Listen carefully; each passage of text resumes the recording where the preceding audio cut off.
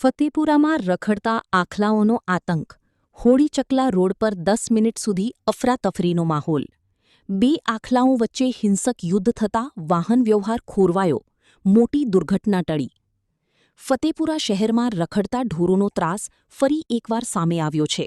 શહેરના વ્યસ્ત હોળી ચકલા રોડ પર બે આખલાઓ વચ્ચે અચાનક હિંસક યુદ્ધ ફાટી નીકળતા વિસ્તારમાં અફરાતફરીનો માહોલ સર્જાયો હતો.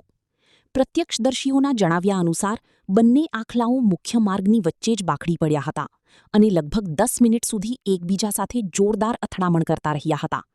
આ ઘટનાને કારણે માર્ગ પરથી પસાર થતા વાહન ચાલકો અને રાહદારીઓમાં ભયનો માહોલ ફેલાઈ ગયો હતો. આખલાઓની લડાઈને કારણે રોડ પર વાહન વ્યવહાર સંપૂર્ણ રીતે ખોરવાઈ ગયો હતો અને લોકોને થોડા સમય માટે રસ્તા પર જ થંભી જવાની ફરજ પડી હતી.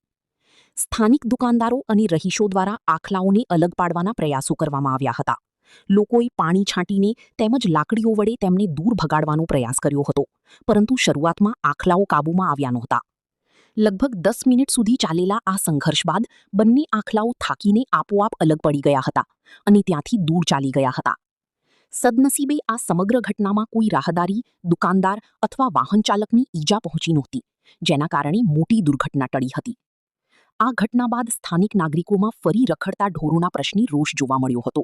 લોકોએ તંત્ર પાસે શહેરમાંથી રખડતા પશુઓનો કાયમી ઉકેલ લાવવા માંગ કરી છે.